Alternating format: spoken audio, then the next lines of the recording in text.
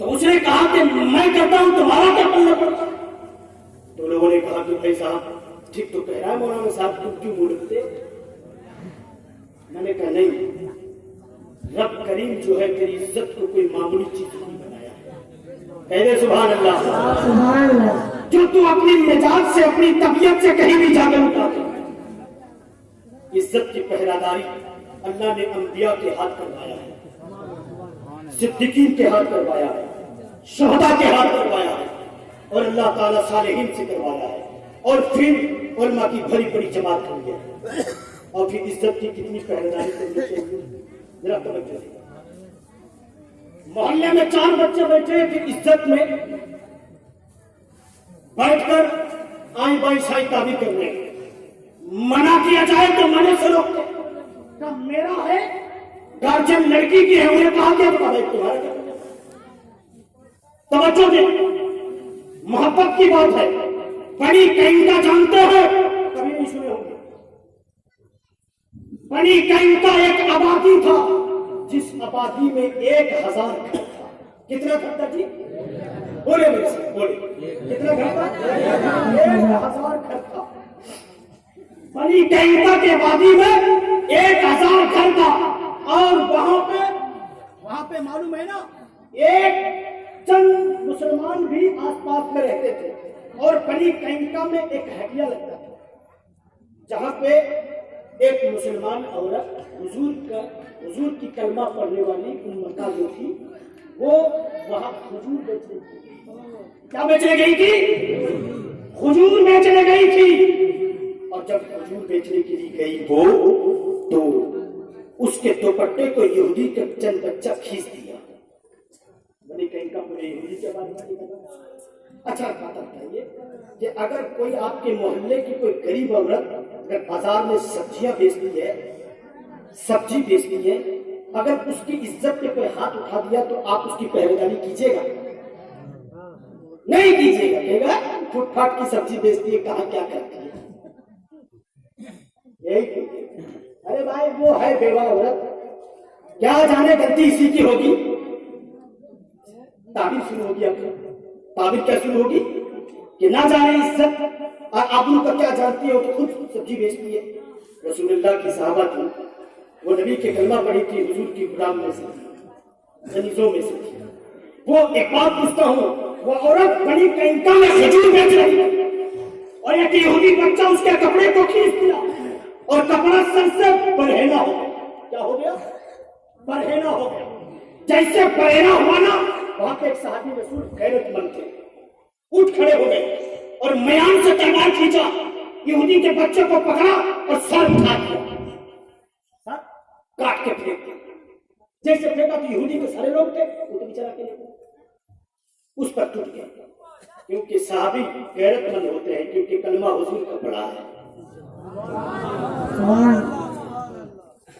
رسول اللہ کا کلمہ پڑھا ہے، یہ بڑی غیرت مند ہے۔ جب اسے مار دیا، جب اس نے قتل کیا تو سارے یہودی کے جوان جو ہے اس پر ٹوٹ پڑے اور صحابی کو بھی قتل کر دیا۔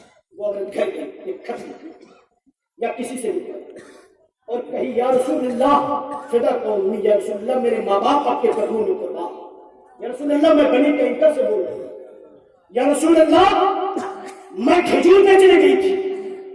اس وقت میرے آقا مدینے میں سلطنت لیے بیٹھے تھے، کہ یہ سبحان اللہ۔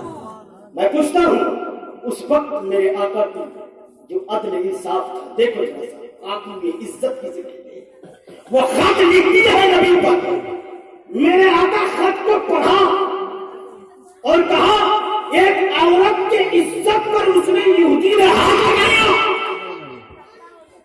نبی کے چہرے میں سر کی داڑھی ہو گئی، میرا نبی غیرت مند ہے، نبی کے قرآن کی غیرت مند ہے، ہمیں بزدل مومن نہیں ہوگا، جھوٹا مومن نہیں ہوگا، پکا مومن نہیں ہوگا۔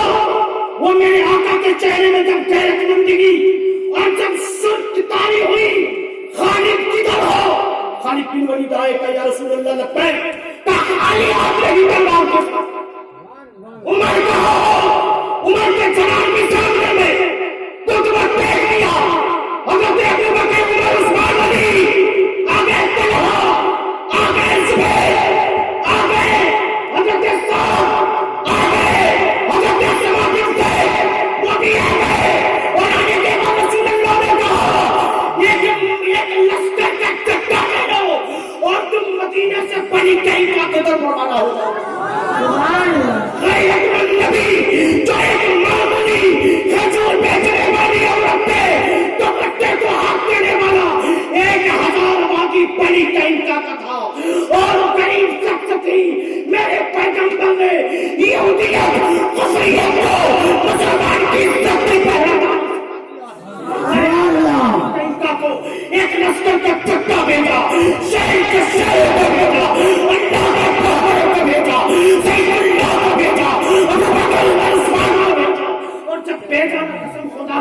میرے عمر خطاب ہوئے, میرے ابو بکر خطاب ہوئے, حضرت طلحہ خطاب ہوئے, اور کیا کہا معلوم ہے, اے بڑی کہیں تو اپنی اپنی تلوار پھینک دے, اور نہیں تو اپنے بال بچوں کو لے کر 1000 بال چھوڑ کر تم بڑی کہیں کا سے جنگلوں کا سفر کر, تجھے اسلام دعوت جنگ دے رہا ہے.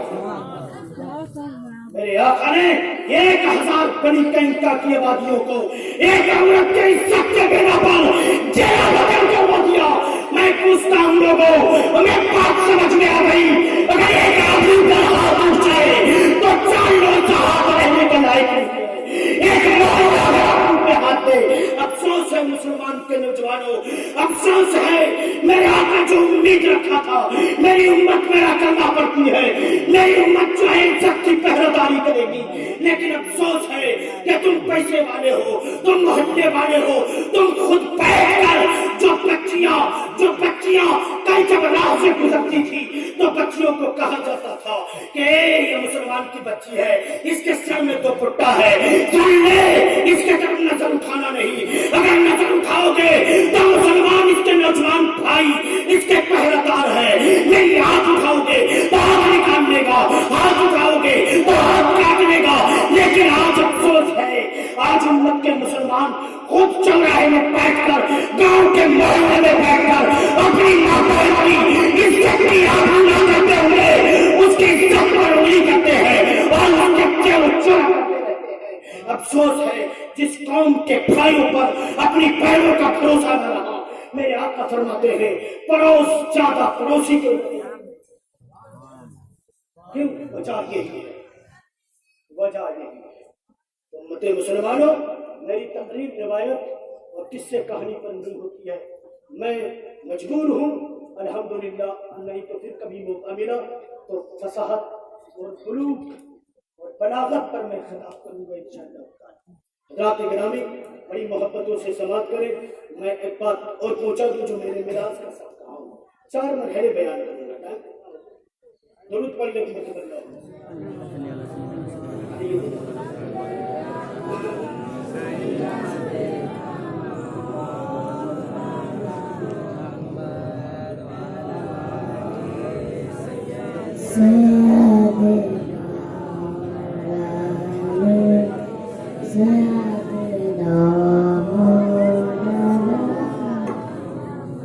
بات سمجھ میں آ گئی پیارو, بات سمجھ میں آتی ہے. میں اپنے علماء کو بار بار کہتا ہوں, آج میری تقریر دمکا اور اس دیوگھر کی سرزمین میں ہو رہی تھی. بدایت جی سامنے والے کہا جناب جو آپ کی زبان سے جو گولے نکل رہے ہیں, میں نے کہا گولا نہیں جی, میری زبان سے حدیث رسول نکل رہا ہے. جو کیونکہ ہمیں حق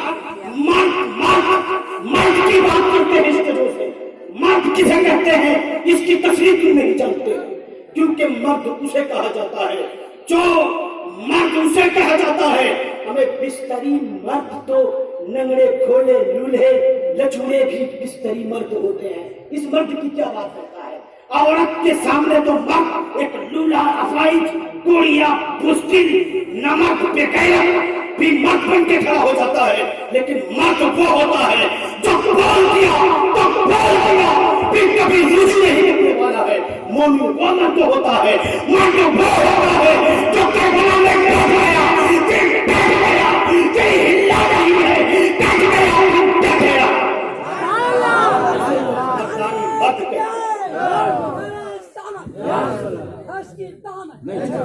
یہ مرد کہتے ہیں, جس کو مرد کہا جاتا ہے. مرد کی تشریح بھی غلط کرتے ہیں. ہمیں یار تمہیں مرد کی تشریح کی معلوم نہیں ہے. ہم اتنے دوگلے ہو چکے ہیں, ایک انسان کے سامنے کچھ کہا, دوسرے کے سامنے کچھ آگے. ہمارے اندر بہادری نہیں, بزدلی نہیں. میرے علی کرم اللہ وجہ الکریم جو ہے بہادر تھے, بزدل نہیں تھے. مومن بزدل ہوتے ہیں, بہادر ہوتے ہیں. میرے کہنے کا مقصد یہی ہے کہ اپنی عورتوں کی آنکھوں کا خیال رکھیں, کلمہ توحید پر عمل کرنے کی توفیق دیں. حضرت مائل بن مالک کا واقعہ سنے نا آپ نے. حضرت مائل بن مالک جو ہے کلمہ پڑھا تھا حضور کا, پھر بھی حضور کی چوکٹ میں آئے اور کہا یا رسول اللہ میں زنا کر لیا. عمیر بن مالک جو ہیں کہا میں زنا کر گیا ہوں یا رسول اللہ. حضور نے کہا عمر یہ بار بار کیا کام کرا رکھا ہے؟ کہا کل آؤ آ جاؤ. پھر تیسرے مرتبہ آئے تو میرے آقا نے کہا کہ دیکھو کیا بات ہے, شراب تو نہیں کیا شراب تو نہیں کیا تو کہا نہیں شراب نہیں کیا. شراب نہیں کیا کہا ذہن تو ٹھیک ہے, کہا ذہن بھی ٹھیک ہے. تو حضور نے جنات کے حوالے کر دیا, اس کو سجائے موت دی. میں پوچھتا ہوں وائل کو پوچھا گیا تھا کہ آپ نے ظلم کیا, آپ نے زنا کیا اور پھر اپنے کو اقرار کیوں کر دیا؟ وائل نے کہا کہ کلمہ نے مجھے گھر میں ٹکنے نہیں دیا. کلمہ نے مجھے گھر میں ٹکنے نہیں دیا. میں جس رسول کا کلمہ پڑھا ہے کل حشر میں اس عدالت میں مجھے کھڑا ہونا ہے تو میں نے خود اپنے حضور کو اپنا امین مان لیا.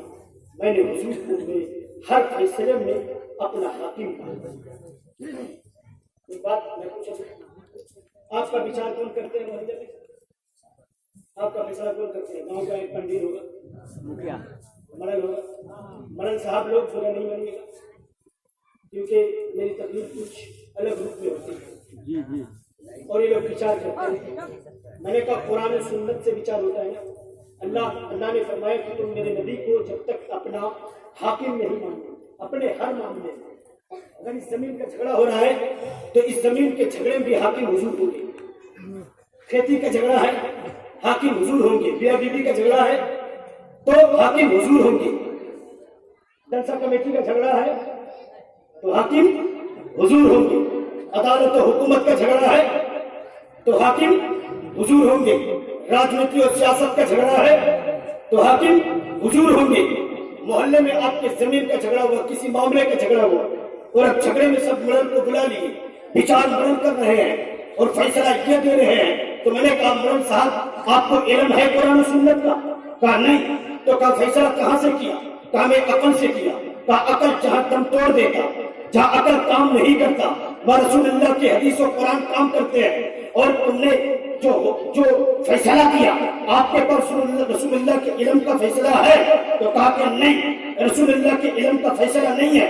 لیکن ایک بات میں پوچھوں, جب سسرال کے مال کی ضرورت پڑتی کیس کرتا تو رسول اللہ کے ایک ہلکا سا ایک سسٹم کورٹ نے قبول کر لیا ہے علم میراث پہ بنٹن نامہ پر, تو اس کو لے جا کر رسول اللہ کے اس بیان اور بنٹن نامہ کو مسئلے کو جا کر واپس کرتے, کہتے ہیں یہ مسلم لو میں ہے, یہ مسلم پر صلی اللہ کا معاملہ ہے. کہا یہ زمین کا مسئلہ آیا تو رسول اللہ کی اس مسائل کو لے رہے ہیں. لیکن جب گاؤں کا مسئلہ ہو تو مرل جی فیصلہ کر رہے ہیں تو فیصلہ اس کی طبیعت کی ہے, فیصلہ اس کے مزاج کا ہے, فیصلہ اس کی خیر خائی کی ہے, فیصلہ اس کے ذہن کا ہے. رسول اللہ کو حاکم آپ کہاں مانے؟ کہا کہ جب رسول اللہ کو حاکم مانو گے تو کسی عالم کو بلاؤ. کہا مولانا جی جھگڑا یہ ہے, میرے رسول نے کیا فرمایا ہے اس جھگڑے پر؟ یہ مولانا یہاں پہ فساد ہے, رسول اللہ نے کیا فرمایا ہے؟ کہا کہ فساد کیا ہے؟ کہا کہ یہ زکات کا حکم ہے, رسول اللہ نے کیا فرمایا ہے؟ کہا کہ یہ ہے. اگر مولانا کی اپنی طبیعت سے فیصلہ کرتا ہے تو ایسے مولوی کو لاہ مار دو.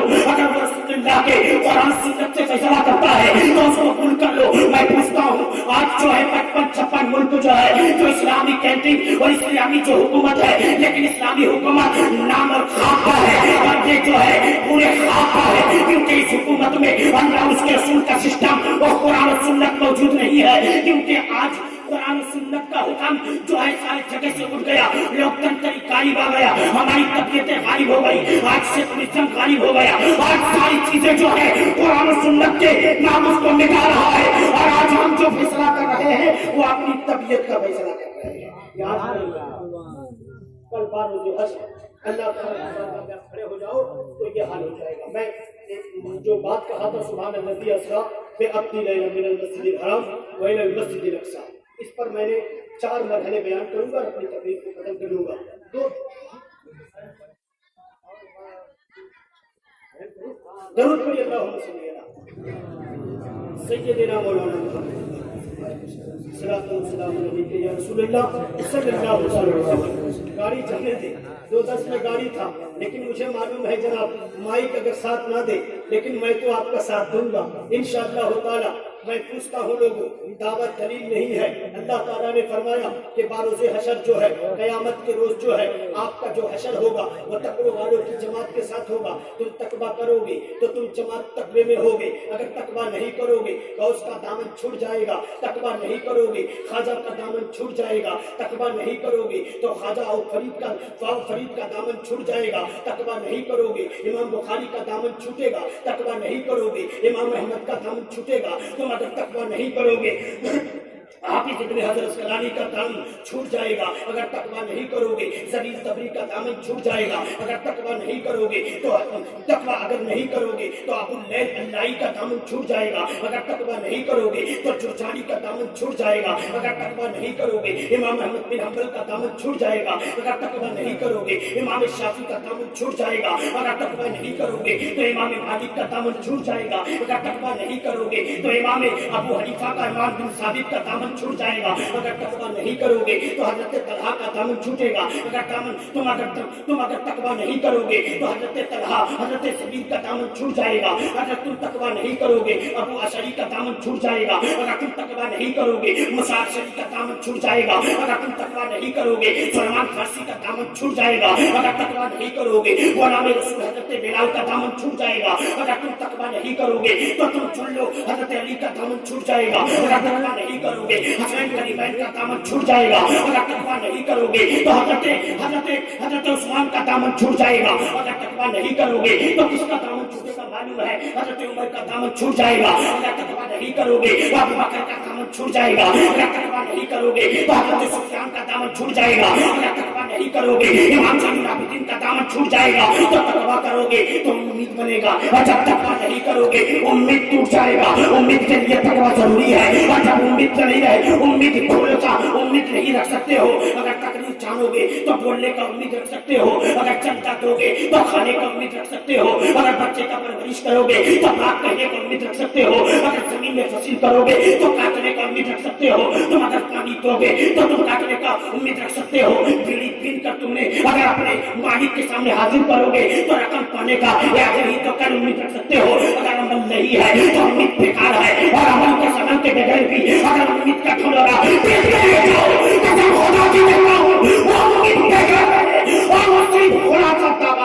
وہ بیکار ہے اور متقین کی جماعت میں کھڑے بھی نہیں سکتا۔ دامن تھام لیا، کہا کہ میں نے کام کیا، کہا دامن سے امید نہیں ہے، دامن تھام لیا پھر تقوی کر لو، دامن تھام لیا پھر عزت بچا لاؤ، دامن تھام لیا پھر تم اللہ اور اس کے رسول کے احکام کو مان جاؤ، دامن تھام لیا قرآن کی سنت کو اپناؤ، دامن تھام لیا تو حدیث کے رخ کو دیکھو، دامن تھام لیا تو قانون شریعہ کو دیکھو، دامن تھام لیا مہاری نے قانون شریعہ کو دیکھو، اگر دامن تھام لیا تو مہاری نے قیاس کو دیکھو، جو قانون قیاس ہے اسے تم دیکھ لو، اگر تم دامن نہیں تھامنا تو تمہیں بیکار ہے سمجھنا، یہ سب تمہارے دوسرے اور رسول پنتی ہے اور تمہارا خوتلا دعویٰ ہے، یہ بیکار ہو جائے گا۔ اللہ تعالیٰ فرماتا ہے کہ جنت جو ہے میری رضا کا مرکز ہے، اور جہنم جو ہے یہ نا یہ میری ناراضگی کا مرکز ہے۔ اللہ جس سے راضی ہوگا جنت اللہ اسے دے گا، اور اللہ جس سے ناراض ہو جائے گا اسے اللہ جہنم میں ڈال دے گا۔ بات سمجھ میں آ گئی نا؟ تو امید اس وقت کرو گے غوث کے سامنے تب کھڑے ہوگے جب کچھ عمل کیا ہوگا، تو غوث کے سامنے کھڑے ہوگے۔ اب تم شعیب الاولیاء کے سامنے جاؤ گے، کہا کہ امید نہیں رکھا، میں نے تم نے عمل نہیں کیا، پھر امید لے کے کھڑے ہو جاؤ گے، ہجڑا بنا لیا پھر امید لے کے کھڑے ہو جاؤ گے، تم نے ڈنکا پٹا دیا پھر امید لے کے کھڑے ہو جاؤ گے، تقوی سے خالی ہے کام منہ لے کے جاؤ گے، فرشتے تو تجھے جانے نہیں دیں گے، کہا کہ تو جا نہیں سکتا ہے، تم سجدہ کر نہیں سکتا ہے، رب کہے گا کہ وصلہ بعد میں ہے، پہلے تو نماز کا حساب دے، پھر اللہ کہے گا کہ آج نماز نہیں پڑھا تو آج چھپ جا، اور اللہ تعالیٰ کہے گا چھپ جا، سارے لوگ چھپ جائیں گے، جو پڑھتا تھا وہ چھپ جائیں گے، جو نہیں پڑھتا تھا اس کا کمر پڑ جائے گا۔ کہا بھائی صاحب بچ گئے، کہا کہ تم کل نہیں کیا ہے تو آج تم کرے گا کیسے، کیونکہ اللہ تعالیٰ تیرے کمر میں ٹاک کر دے گا، تیرا کمر آتا جائے گا، پھر رب کے سامنے جھک نہیں سکتے۔ हमें इल्म तसव्वुफ को क्या समझाने वाले हो? मैंने इल्म तसव्वुफ की जो है मैंने 50 किताब पढ़ी है। एक किताब में से जो मैं कह देता हूँ, हजरत हुज्जतुल इस्लाम मोहम्मद इब्न गज़ाली रहमतुल्लाह अलैह ने अपनी मकतूबात, जिसका नाम महियाउल उलूम है, जिसे मैंने पढ़ा है, कस्बुल महजूब है जिसे मैंने पढ़ा है, हाफिज इब्न हजर अस्क़लानी की जो शिफा है उनको मैंने पढ़ा है, मुजद्दिद अल-फ़सानी की जो शिफा है उसको मैंने पढ़ा है, और जो है मुहद्दिस अत-तहरीरी की शिफा को मैंने पढ़ा है। जो इल्म तसव्वुफ की किताब है और इल्म तसव्वुफ कोई मामूली चीज नहीं है जो तुम कह दोगे और मान लोगे। तेरी तमाशाई बात है, ये नहीं हो सकती है, क्योंकि कुरान और सुन्नत जो है इस पे अमल होना मुकद्दम है। पहले अल्लाह के हुक्म को मानो, रसूलुल्लाह की सुन्नत को मानो। कहा कि कुरान समझना है तो पहले हदीस की जरूरत है, और जब पहले हदीस को समझना है तो कुरान की जरूरत है। जब कुरान समझना चाहते हो, रसूलुल्लाह की जिंदगी समझना है, और जब रसूलुल्लाह की जिंदगी को समझोगे तो कुरान के नुज़ूल को समझोगे। कुरान के नुज़ूल नहीं समझ पाओगे अगर नबी की जिंदगी को नहीं देखा। मैं पूछता हूँ लोगों, मेरे नबी की जिंदगी जो है ये मौजूदा है, मेरे रसूल की जिंदगी जो है उठना भी मौजूदा है, मेरे रसूल का जो है खाना भी मौजूदा है, मेरे रसूल का जन्नत की जिंदगी मौजूदा है, मेरे रसूल का जो है ये जन्नत भी मौजूदा है, मेरे रसूल का जो है जन्नत भी मौजूदा है, मेरे रसूल का जो है जन्नत भी मौजूदा है, रसूलुल्लाह का मक्का जाने से मदीना जाना भी मौजूदा है, रसूल के दुश्मन में शरीक होना भी मौजूदा है। मेरे आका पहुंचते गए और मौजूदा दिखाते गए, लेकिन जिंदगी का दो पहलू है। कभी मौका मिला इंशाअल्लाह ताला इन दोनों पहलू पर 3 घंटा खत्म करूंगा। मैं पूछता हूँ उन एक पहलू में से एक पहलू मिराज भी है, एक पहलू वो है मेरे नबी का वो पहलू है जब मेरे आका ने उंगली में इशारा किया तो चांद टुकड़ा किया, मेरे रसूलुल्लाह ने जब पत्थरों को कहा तो कलमा पढ़ा, मेरे रसूलुल्लाह ने बिनाई पर हाथ, आपकी बिनाई पर जो चली गई थी उस पे हाथ रखा तो रोशनी आ गई। मैं पूछता हूँ एक जिंदगी है और रसूलुल्लाह ने कभी कांटे हटा दिया, एक जिंदगी है रसूलुल्लाह ने कारोबार किया, एक जिंदगी है रसूलुल्लाह ने घर बार किया, एक जिंदगी है रसूलुल्लाह ने पत्थर खा के दुआएं दी, एक जिंदगी है रसूलुल्लाह ने राजनीति करके दिखाया, एक जिंदगी है तलहा को करीब बुलाकर तीर चलवा के दिखाया, एक जिंदगी है हज़रत अब्बास को जो है लड़ा के दिखाया, एक जिंदगी है हज़रत हमजा को जो है जंग करवा के दिखाया, एक जिंदगी है मेरे आका ने जो है तलहा को बत्ती वाले कहा, मेरे आका ने जो है को करके दिखाया, एक जिंदगी है मेरे आका की जिंदगी, एक जिंदगी वो है जो जमीनी जिंदगी है, ये भी मौजूदा है, और एक मौजूदा वाली जिंदगी है रसूलुल्लाह का वो भी। सुभान अल्लाह सुभान अल्लाह। अब समझाने के लिए बात आती है, एक लोग कुछ लोग कहते थे कहा मौलाना जलसे गाह में नींद आती है, कहा उठ जाओ तेरे ऊपर शैतान सवार हो गया है। मैंने कहा जनाब जिसे नींद आती है उसे शैतान सवार नहीं होता। कहा तो फिर क्या होता है? मैंने कहा सुन लो, अल्लाह ताला के हबीब का एक इरशाद है और उलमा का कौल है कि उलमा जो होते हैं ना ये उम्मत की माँ होते हैं, उम्मत की माँ होते हैं। हज़रत अली को एक खिताब में मेरे आका ने फरमाया अली तुम उम्मत की माँ हो, क्योंकि माँ जल्दी गुस्साती नहीं है, माँ जल्दी फतवा नहीं देती है। मेरे अली जब जंग में मेरे अली जब खिताबत में बैठे और मेरे अली जब इमाम बने तो उसको गवर्नर बनाते थे, जिसका बड़ी रेत में गुस्सा चढ़ता था, कहिए सुभान अल्लाह, बड़ी रेत में गुस्सा चढ़ता था, उसे अपनी हुकूमत का गवर्नर बनाते थे और उसे सिकंदर बना के भेजते थे। कहा बाद में गुस्साना पहले नहीं। मैं पूछता हूँ लोगों, मेरे अली ने ऐसा क्यों किया है? क्योंकि उम्मत की माँ है। मेरे आका ने अना मदीनतुल इल्म वो कहा है कि मेरा अली जो है इल्म का मैं इल्म का शहर हूँ, अली इसका दरवाजा है।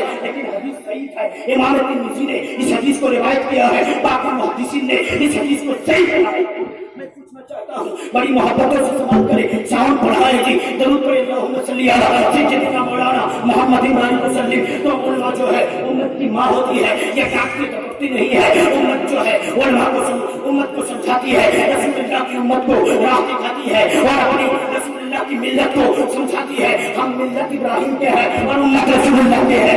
ये सुभान अल्लाह। मैं बात पूछना चाहता हूँ, एक बात बड़ी तवज्जो के साथ कह देता हूँ, समाज करे जो मजमे में सोते हैं तो मजमे में सोने का मकसद क्या है? मजमे में क्यों सोते हैं? तो कहा कि शैतान आ गया फिर उसे सुला दिया। मैंने कहा झूठ बका है। कहा था सुन लो जी, कारोबार में नींद नहीं आती है, कारोबार में नींद नहीं आती है, गाड़ी घोड़े में नींद नहीं आती है, बुनने में भी नींद नहीं आती है, बीड़ी पीने में भी नींद नहीं आती है, रोटी खलियान में नींद नहीं आती है, बीवी के बिस्तर में नींद नहीं आती है। लेकिन मस्जिद आया और کہ مجمع میں آیا کہاں سونے لگا, جلسے میں آیا پھر سونے لگا, مانگو اللہ کے ذکر میں آیا پھر سونے لگا. ہمارے علماء اسے تھکاتے ہیں اور بڑی اس کو جو ہے کوستے ہیں. میں نے کہا کوسو نہیں جی, کہا بالکل کوسو نہیں, کہا مچال اس میں ہے, راز کی بات ہے, کہا کہ دنیا میں زندگی میں آرام جو ہے نہیں رکھا ہے اللہ نے. اللہ نے جو ہے کاروبار میں آرام نہیں رکھا ہے, اللہ تعالیٰ نے جو ہے بیوی کے بستر میں آرام نہیں رکھا ہے. ارے نیند تمہاری ہے اللہ کے ذکر میں اور اس کے پیار میں سکون رکھا ہے. سبحان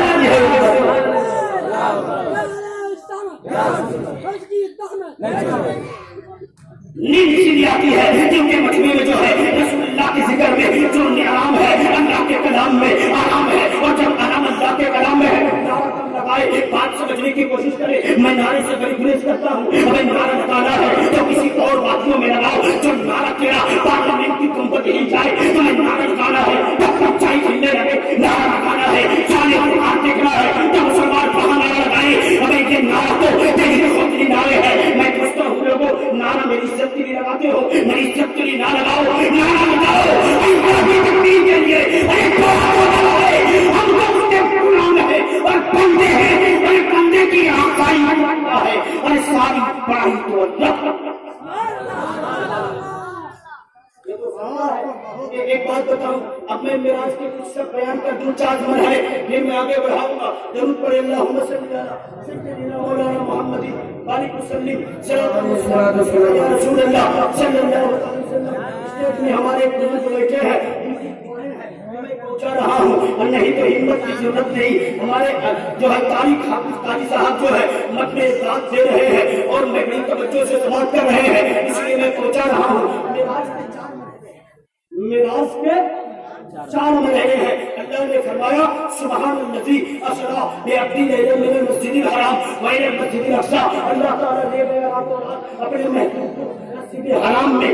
پاک ہے وہ ذات جو لے گیا اپنے محبوب کو راتوں رات مسجد حرام سے مسجد اقصی. کہاں میں لے گئے جی, کہاں میں لے گئے؟